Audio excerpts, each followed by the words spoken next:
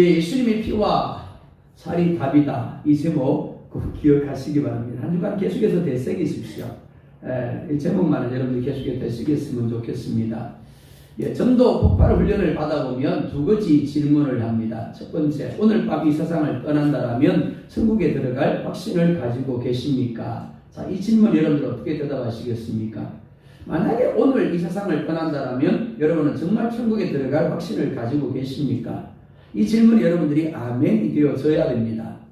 근데 의외로 아멘이 안 되는 분들이 참 많습니다. 서울에서 사역을 할 때 일주일간 전도 폭발 훈련을 아침부터 저녁까지 받았습니다. 그리고 마지막에 실습을 하는 겁니다. 종로에 있는 파고다 공원을 갔습니다. 그리고 나이 지긋한 신사분을 만났습니다. 강류교의 권사님이라고 합니다. 강류교는 남자분도 권사님 하시죠, 그죠? 그분이 얼마나 대단한 분이고 하면 교회를 몇 개나 세우신 분이에요. 당연히 아멘 그러겠죠, 그죠? 첫 번째 질문에. 근데 이분이 이렇게 대답을 합니다. 가만히 계시더니 글쎄요, 그러는 겁니다. 뜻밖의 놀랬습니다. 저만 놀랬는 게 아니고 함께 팀이 돼서 나간 이들도 놀랬습니다. 그래서 물었습니다. 왜 그렇게 생각하세요? 그랬더니 그럽니다. 제 삶이 하나님을 기쁘시게 하지 못하는 삶이라서요. 그래서 지금 죽으면 천국 못 갈 것 같다라는 겁니다. 말씀대로 못 사니까 지금 죽으면 천국 못 갈 것 같대요. 자, 첫 번째 질문이 뭐라고요? 오늘 밤이라도 세상을 떠나시면 천국에 들어갈 확신을 가지고 계십니까? 이 질문이 여러분들이 아멘이 되어줘야 됩니다. 두 번째 질문입니다. 자, 그러면 여러분이 천국 문 앞에 섰습니다. 문지기가 묻습니다. 내가 너를 이 천국에 들어오게 될 이유가 뭐냐? 라고 묻는다면 여러분들 뭐라고 대답하시겠습니까? 자, 오늘 제목 같이 볼까요? 시작. 예수님의 피와 살이 답이다. 그렇습니다. 그렇게 대답하시면 되는 거예요. 사람들은 우리 사회 가운데 일어나는 갖가지 문제들, 그리고 사람들과의 관계 속에서 일어나는 갖가지 문제들을 윤리적으로 풀려고 합니다. 도덕적으로 풀려고 합니다. 혹은 열심히 애쓰고 노력함으로 그 문제를 풀려고 합니다. 제도를 정비하죠. 법을 정비합니다. 혹은 대통령을 바꾸고 국회의원들을 바꾸려고 합니다. 자, 뭐 물어보자고요. 바뀌던가요? 내가 노력하니까 바뀌죠. 대통령이 바뀌니까 바뀌죠. 국회의원이 바뀌니까 바뀌더라고요. 그죠? 법을 바꾸니까 바뀌죠. 안 바뀌더라고요. 오히려 지금 우리가 사는 세상은 과거보다 제도나 법이 참 좋습니다. 모든 사회적인 환경도 너무나 좋습니다. 그런데 범죄율은 어떨까요? 더 높습니다. 사실 문제가 더 많습니다.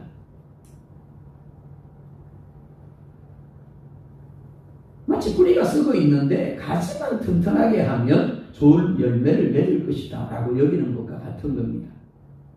성경은 이 사회가 가지고 있는, 인간이 가지고 있는 문제의 원인이 무엇인가를 분명하고 구체적으로 가르쳐주고 있습니다. 뿐만 아닙니다. 그 문제를 해결할 수 있는 비결이 무엇인가도 분명하고 구체적으로 가르쳐주고 있습니다. 바로 죄 때문이라는 겁니다.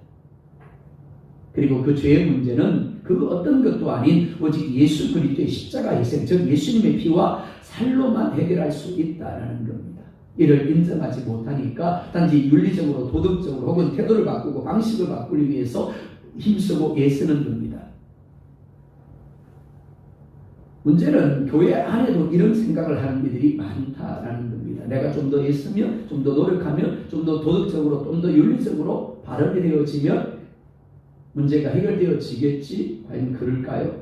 만약 그러하다면 예수님이 굳이 사람이 되셔서 이 세상에 오셔서 십자가에서 죽을 필요가 없었을 겁니다. 왜요? 내가 노력하면 되니까. 사람들이 예수로 노력하면 되니까. 근데 안 되는 거예요. 안 되다 보니까 하나님이신 예수님이 이 땅에 오신 겁니다. 사람 여러분, 예수님이 우리 인생이 가지고 있는 문제의 답임을 믿으시기 바랍니다. 예수님이 우리 사회가 가지고 있는 문제의 답임을 믿으시기 바랍니다. 자, 첫 번째, 오늘 본문은 구원은 예수님의 몸과 피를 받아들이는 것임을 말씀을 합니다. 3절 말씀 함께 봅니다. 시작. 저녁 먹는 중 예수는 아버지께서 모든 것을 자기 손에 맡기신 것과 또 자기가 하나님께로부터 오셨다가 하나님께로 돌아가실 것을 아시고, 아멘. 언제 그랬다고요? 저녁 먹는 중이라고 말씀을 합니다. 저녁 먹는 것 별로 특별하지 않습니다. 그렇죠? 일상의 삶에서 보편적으로 이루어지는 행위입니다. 그런데도 불구하고 굳이 저녁 먹는 중이라고 기록하게 하신 데는 분명히 이유가 있을 겁니다. 왜냐하면 그날 저녁 먹는 것은 다른 날 저녁 먹는 것과 달랐기 때문입니다.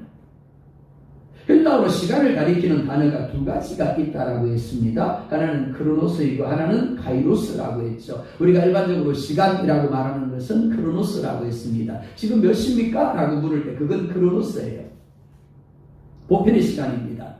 모든 사람에게 동일한 시간이죠. 하지만 카이로스는 특별한 하나님의 뜻이 있는 시간입니다. 그리스도인된 우리가 집중해야 되는 시간, 반응해야 되는 시간은 카이로스입니다. 하지만 또한 우리가 착각하지 말아야 할 것이 무엇이가 하면 크로노스가 따로 있고 카이로스가 따로 있는 것이 아니라는 겁니다. 우리가 보기에는 특별하지 않은 일상의 시간인데 그 시간이 하나님의 특별한 뜻이 있는 카이로스일 수 있는 겁니다. 우리가 늘 영적으로 깨어서 하나님의 움직임에, 하나님의 뜻에, 하나님의 역사하심에 반응하고자 해야 하는 이유가 여기 있습니다. 한번 물어볼까요? 어제 하루 동안 주님 만나셨습니까? 지난 한 주 동안 하나님을 만나셨습니까? 하나님의 손, 내미는 손 잡으셨습니까? 하나님과 동행하셨습니까? 아마 그런 분도 있고 그러지 않은 분도 계실 거예요. 하루 동안 하나님이 수없이 우리를 향해 손을 내밀었는데 카이로스의 기회를 주었는데 어떤 사람은 그 시간 전부를 자기 것으로 누린 사람이 있는가 하면 어떤 사람은 겨우 몇 번만을 누린 사람도 있고 어떤 사람은 한 번도 누리지 못한 사람도 있었을 겁니다. 하나님을 삶 가운데 풍성히 누리느냐 누리지 못하느냐의 차이가 바로 여기에 있는 겁니다. 보통의 시간인데 일반의 시간인데 그 시간들 가운데서 하나님이 일하시는 그 시간을 내 것으로 분별해서 누리느냐 누리지 못하느냐의 차이인 겁니다. 그 저녁에 대하여 1절은 6월절 전에라고 말씀을 합니다. 6월절 하루 전이었습니다. 6월절이 어떤 날입니까? 6월절은 애굽에서 노예된 이스라엘 백성들이 애굽에서 나오기 전에 처음으로 지킨 절기입니다. 하나님은 이스라엘 백성들을 애굽에서 이끌어내기 전에 애굽 땅에 10가지 재앙을 내리셨습니다. 그거 다 기억하지 않으셔도 됩니다. 하지만 마지막 재앙이 뭐였는지만 기억하십시다. 하나님이 처음 난 사람과 처음 난 짐승을 다 치십니다. 그리고 죽음이 이르게 하세요. 왜 그러실까요? 하나님 너무한 것 아닙니까? 하나님이라고 어떻게 처음 난 사람들을 다 죽여버리고 처음 난 짐승을 다 죽게 하실 수 있습니까? 그냥 단순히 하나님이 죽게 하셨더라만 보시면 안 되는 겁니다. 로마서 6장 23절을 보면 이렇게 말씀을 합니다. 함께 봅니다. 시작. 죄의 삭은 사망이요. 왜 죽는다고요? 죄 때문에요. 죽음은 죄에 대한 징계입니다. 그렇기 때문에 죄 있는 모든 사람 그리고 그 죄 있는 사람의 영향력 아래 있는 짐승들을 치신 거예요. 하나님이 죽음으로 치시면 나는 왜 치세요? 나는 죄가 없는데요 라고 말할 수 있는 사람이 하나도 없습니다. 그 누구도 죄인이 아닌 사람이 없는 겁니다. 그러니까 하나님이 치시면 어떻게 해요? 오늘이라도 올까다. 그리고 죽어야 하는 거예요. 왜 그렇다고요? 태어날 때부터 아담으로부터 유전된 죄를 가지고 있기 때문에 그렇습니다. 그런데 문제가 뭡니까? 애굽 땅에는 애굽인들만 있는 게 아니라는 겁니다. 그 땅에 누구도 있었다고요? 이스라엘 백성들도 있었습니다. 그러니까 이스라엘 백성들도 죽을 수밖에 없는 거예요. 이스라엘 백성들의 짐승들도 죽을 수밖에 없는 겁니다. 그런데 하나님이 이스라엘 백성들에게 말씀합니다. 너희 각자가 믿음으로 어린 양을 잡아라. 그리고 그 피를 문설주와 임방에 발라라. 그러면 그 피를 보고 내가 넘어가리라. 그러면 너희가 죽지 않고 살리라. 이 약속을 믿고 어린 양을 잡아서 그 피를 문설주와 임방에 바른 이스라엘 백성들이 죽었을까요? 살았을까요? 살았습니다. 뭐 때문에요? 피 때문에요. 내가 죽어야 하는데 어린 양을 대신해서 잡아 피를 흘림으로 내가 죽은 것이 되어져서 살아남게 되어진 겁니다. 이 6월절은 어린 양 대신 예수 그리스도의 십자가 죽음을 상징합니다. 즉 예수님이 우리를 대신하여 어린 양이 되셔서 십자가에 죽으심으로 우리의 죄값을 대신하여 지불함으로 우리를 구원할 것을 보여주신 사건입니다. 그날 저녁은 6월절 전날이었습니다. 그날은 일상적인 저녁인 동시에 특별한 저녁이었습니다. 왜냐하면 날이 밝으면 예수님이 십자가에 못 박혀 죽으셔야 했기 때문입니다. 따라서 그날 저녁은 예수님이 제자들과 함께 마지막으로 갖는 저녁이었습니다. 하지만 단순히 마지막 저녁이었다가 아닙니다. 그날 저녁에 예수님은 특별한 식사를 하셨습니다. 그게 뭔데요? 바로 성만찬입니다. 우리가 성찬식이라고 하는 것입니다. 예수님은 성만찬을 통해서 당신의 살과 피를 기념하게 하셨습니다. 마태복음 26장 26절에서 28절 말씀 함께 보겠습니다. 시작. 그들이 먹을 때 예수께서 떡을 가지사 축복 기도하시고 떼어 제자들에게 주시며 이르시되 받아서 먹으라. 이것은 내 몸이니라 하시고 또 잔을 가지사 감사 기도하시고 그들에게 주시며 이르시되 너희가 다 이것을 마시라. 이것은 죄사함을 얻게 하려고 많은 사람을 위하여 흘리는 바 나의 피 곧 언약의 피니라. 아멘. 보통의 저녁 식사와 다르지 않습니다. 하지만 그날 저녁 식사는 달랐습니다.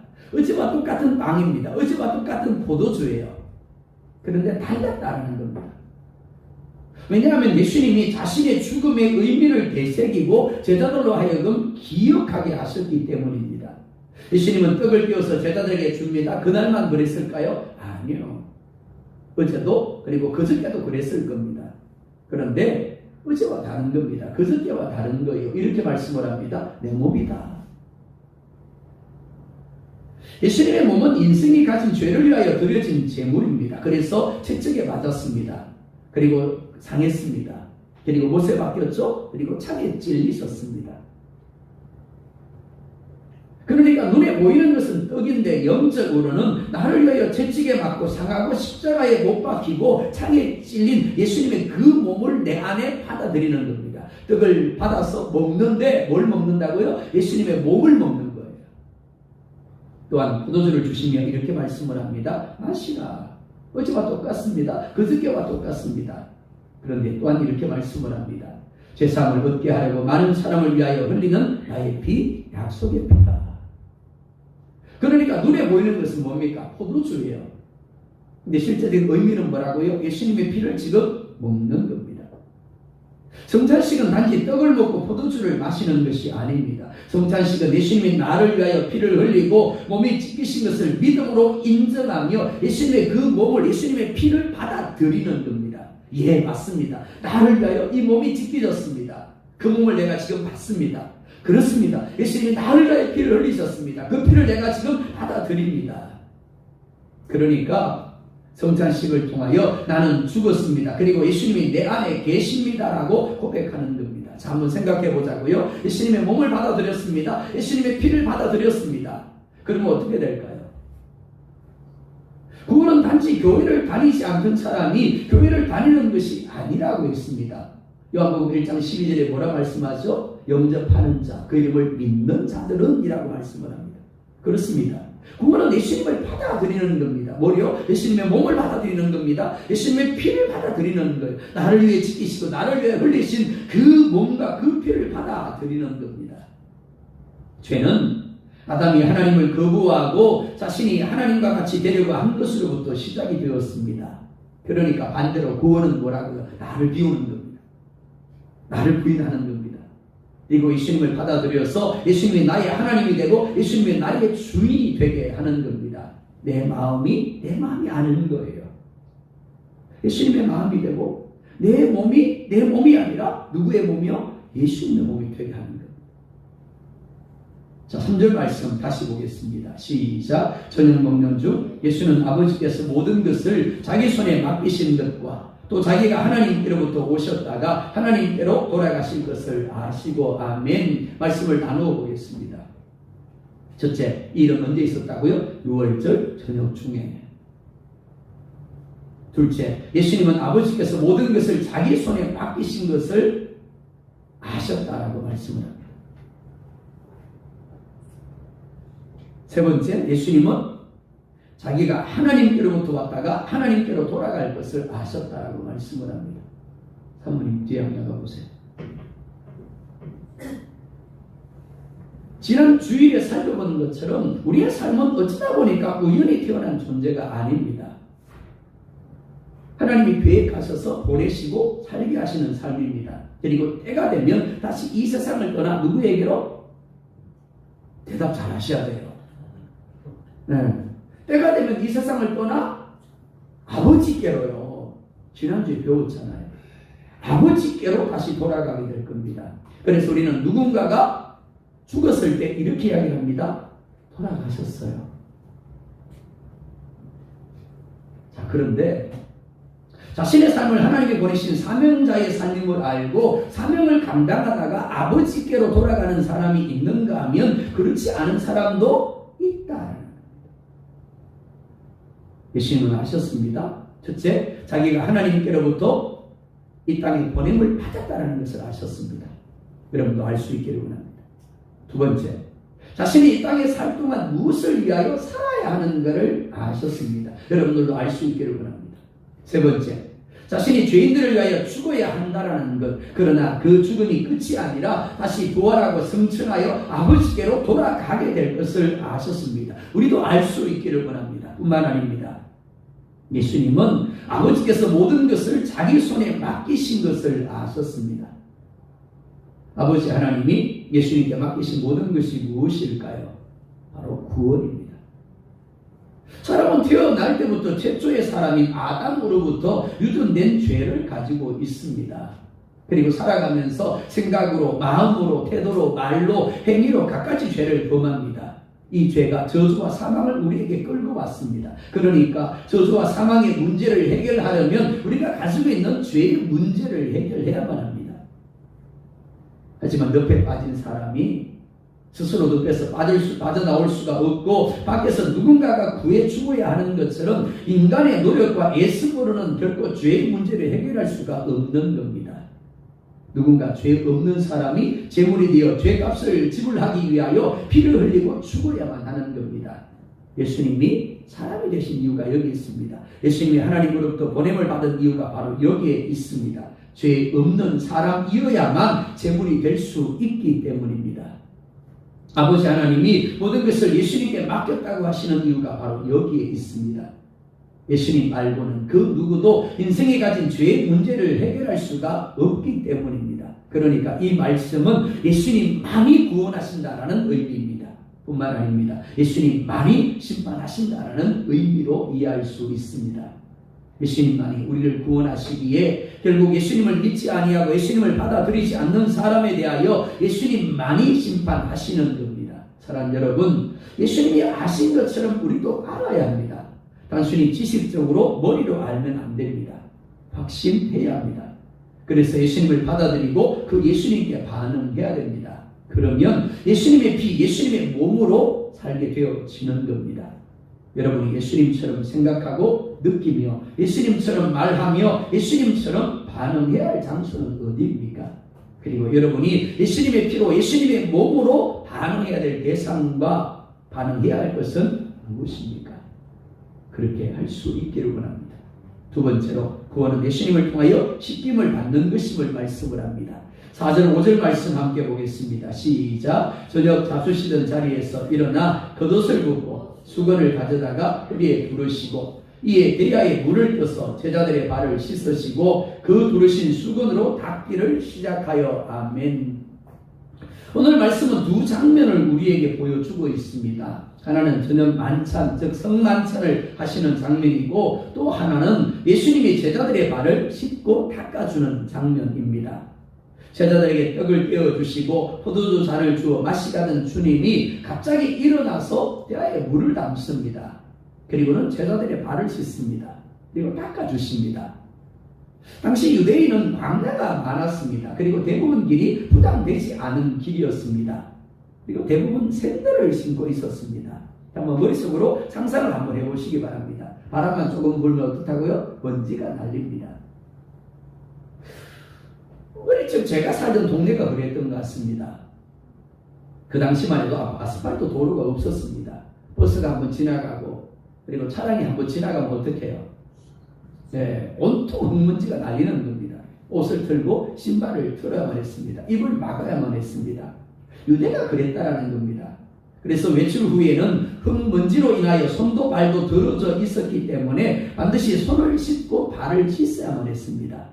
그래서 어느 집에 방문을 하면 발을 씻을 물을 주어서 씻게 하거나 하인 중에서 한 사람이 나와서 손님의 발을 물로 씻어 주었습니다. 또한 학생이 스승의 발을 씻어 주거나 아내가 남편의 발을 씻어 주었습니다. 자, 그런데 예수님이 대야에 물을 떠서 제자들의 발을 씻어 주는 겁니다. 자, 그러자 시몬 베드로가 주님을 말립니다. 내가 주님의 발을 씻어 주어야 하는데 어떻게 주님이 나의 발을 씻어 주십니까? 하는 겁니다. 늘 깨닫는 것인데 베드로는 참 열정적입니다. 본인이 생각하기에 이건 아니다 싶으면 결코 가만히 있지 못합니다. 다른 제자들은 예수님이 대야에 물을 담아가지고 자신들의 발을 씻어주는데도 불구하고 아무 말도 하지 않습니다. 그냥 예수님이 하는 대로 내버려 둬요. 그죠? 그냥 가만히 있는 겁니다. 근데 베드로는 그렇지 않았다는 겁니다. 늘 이러니 저러니 이야기를 합니다. 인간적으로 보면 베드로의 이런 행위는 옳다라고 할 수 있습니다. 하지만 인간적으로 볼 때 그러할 뿐 영적으로는 아닙니다. 영적으로는 무지한 겁니다. 왜 예수님이 이렇게 하시는지 영적인 의미를 모르니까 그렇게 반응할 수밖에 없는 겁니다. 예수님이 예루살렘에 올라가서 대적들에게 잡히게 될 것이고 내가 죽게 될 거야 라고 이야기할 때도 베드로는 절대 그렇게 되도록 내버려 두지 않을 것이다 라고 했습니다. 사랑하는 여러분, 인간적으로 보면 어떻습니까? 이야, 역시 베드로밖에 없다. 내가 믿을 놈 너밖에 없구나. 그렇게 돼야 맞습니다. 근데 예수님이 뭐라 말씀합니까? 뜻밖에도 이렇게 말씀을 합니다. 사단아, 내 뒤로 물러거라. 네가 하나님의 일을 생각하지 아니하고 사람의 일을 생각하는도다. 책망하셨죠. 칭찬받을 줄 알았는데 책망하신 겁니다. 7절 말씀 보겠습니다. 시작. 예수께서 대답하여 이르시되 내가 하는 것을 이후에는 알리라. 아멘. 예수님이 왜 내게 이렇게 하시는지 네가 지금은 깨닫지 못할 거야. 하지만 나중에는 알게 될 거야 라고 하십니다. 정말 그렇습니다. 베드로는 이를 깨닫지 못했습니다. 그래서 예수님을 말린 겁니다. 그런데 나중에 갔어야 이것이 예수님의 죽음의 의미를 자신들에게 보여주신 것임을 깨달았습니다. 깨닫지 못하기 때문에 베드로는 손을 잡고는 놓으려고 하지 않았습니다. 못한다라고 했습니다. 그런데 주님이 그런 베드로를 향하여 참 무서운 말씀을 하십니다. 이렇게 말씀을 합니다. 내가 너를 씻어주지 아니하면 네가 나와 상관이 없느니라. 베드로는 예수님이 부르실 때 즉시로 모든 것을 버려두고 예수님을 쫓은 사람입니다. 무려 3년 동안이나 예수님과 함께 했습니다. 예수님의 수제자입니다. 누구보다 예수님을 사랑하고 예수님에 대한 열정을 가지고 있는 사람입니다. 그런데 그런 베드로를 향하여 주님 뭐라 말씀한다고요? 내가 너를 씻어주지 아니하면 너는 나와 아무 상관이 없어. 사랑하는 장로님, 사랑하는 안수 집사님, 사랑하는 권사님 집사님, 사랑하는 여러분, 내가 평생을 교회를 다녔어요. 평생을 헌금을 하고 평생을 교회를 사랑하고 주님을 사랑함으로 헌신하며 봉사하며 섬겼는데 어느 날 주님이 나에게 그러는 겁니다. 넌 나와 아무 상관이 없어. 그럼 나는 어떻게 했습니까?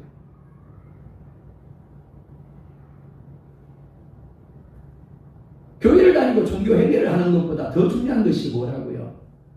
예수님이 나를 씻어주셔야 한다는 것.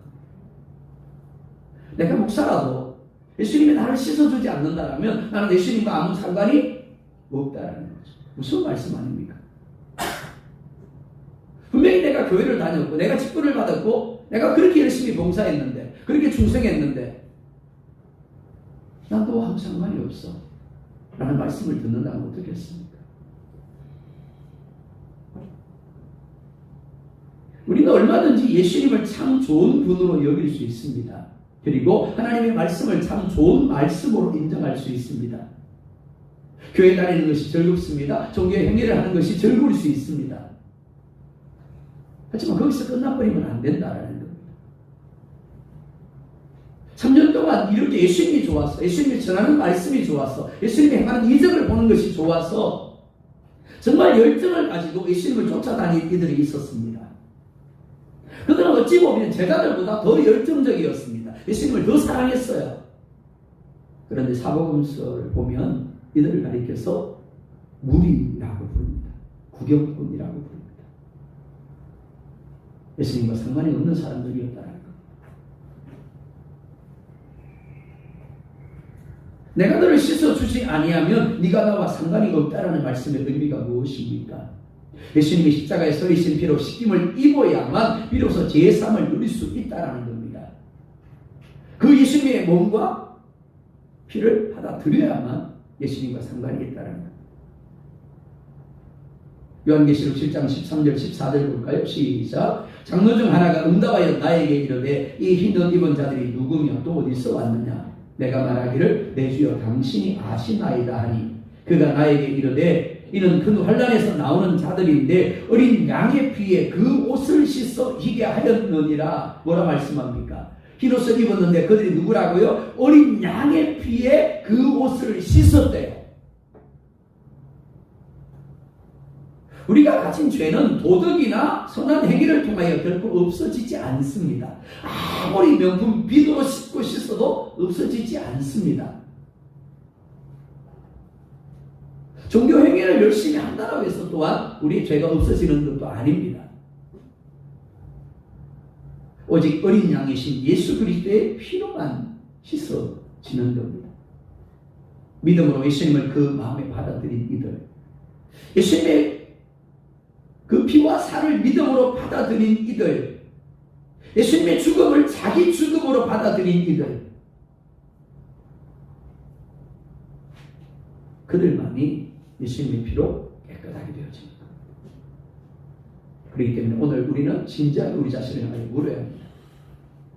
내가 정말 예수님이 나를 위하여 십자가에 죽으셨다는 것을 믿고 있는가? 정말 나는 예수님의 피와 살을 믿음으로 받아들였는가? 예수님의 죽음이 나의 죽음이라고 인정하고 있는가? 그리고 예수님이 내 마음 안에 계시는가? 여기 아멘이 되어져야 됩니다. 에베소서 1장 7절 볼까요? 시작. 우리는 그리스도 안에서 그의 은혜의 풍성함을 따라 그의 피로 말미암아 속량고 죄사함을 받았느니라. 우리가 어떻게 구원받았다고요? 그 피로 말미암아. 그렇습니다. 우리가 열심히 교회를 다녔기 때문이 아닙니다. 종교 행위를 열심히 했기 때문도 아닙니다. 우리를 위하여 흘리신 그 피로 말미암아 우리의 죄가 씻겨지고 깨끗하게 되어지는 겁니다.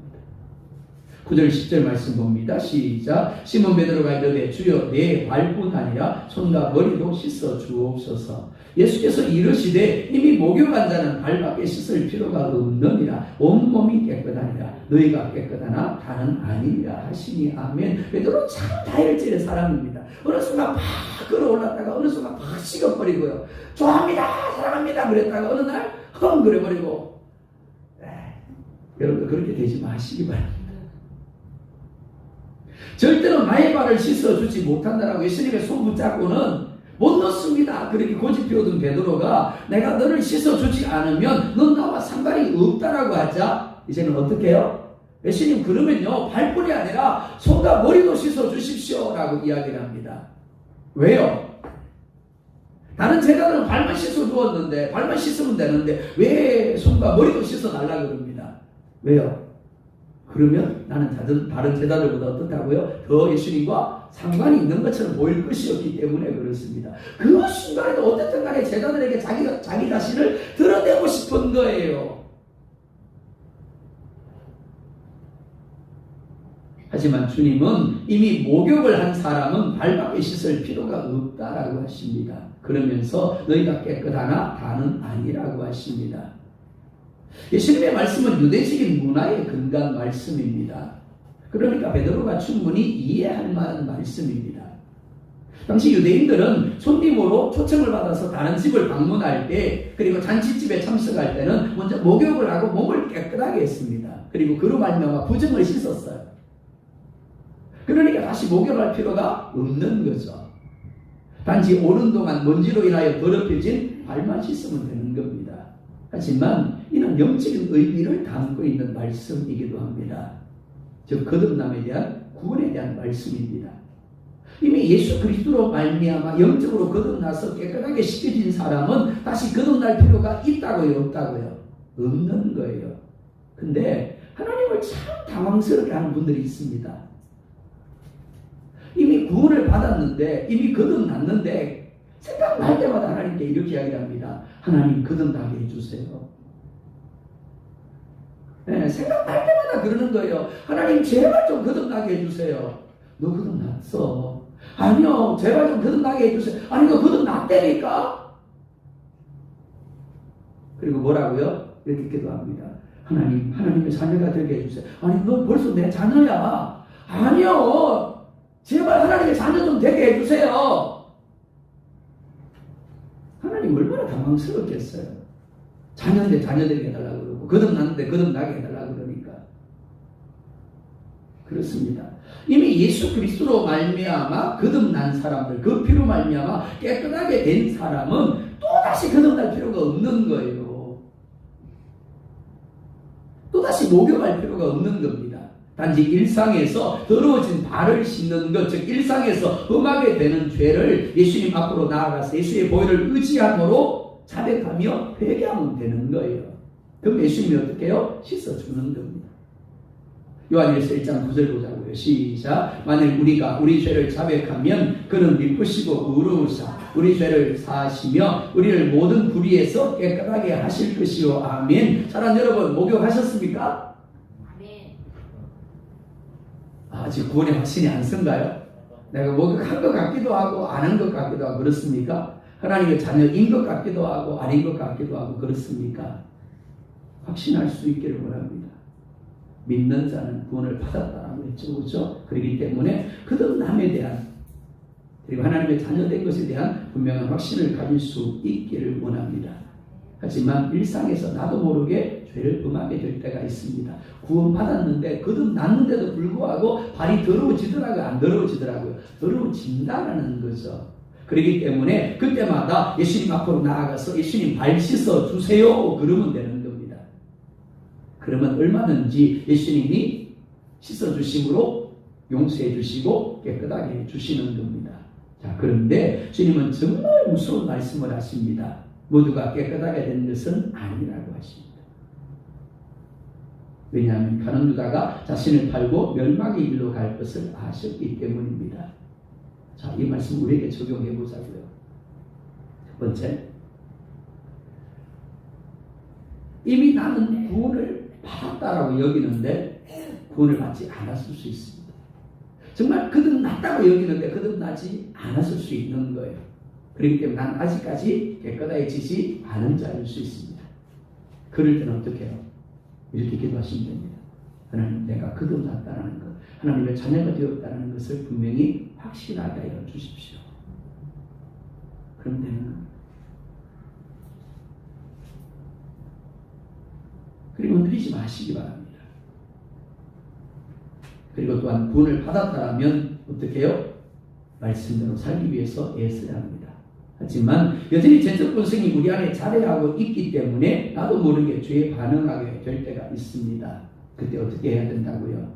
죄를 지었다는 것을 분명히 인정해야 됩니다. 아, 내 발이 더러워졌구나. 씻어야 되는구나. 누구에게로 나아가요? 예수님께로 나아가는 겁니다. 그리고는 예수님, 죄를 지었습니다. 발을 씻어 주십시오. 그럴 때 얼마든지 우리 죄를 사하시고 우리를 깨끗하게 하실 겁니다. 그렇게 매일 매 순간 주님께로 나아가 씻어주심을 누림으로 영적 거룩함과 정결함을 유지하며 또한 주님과 상반하는 삶을 사는 여러분들이 될 수 있기를 주의 이름으로 축복합니다.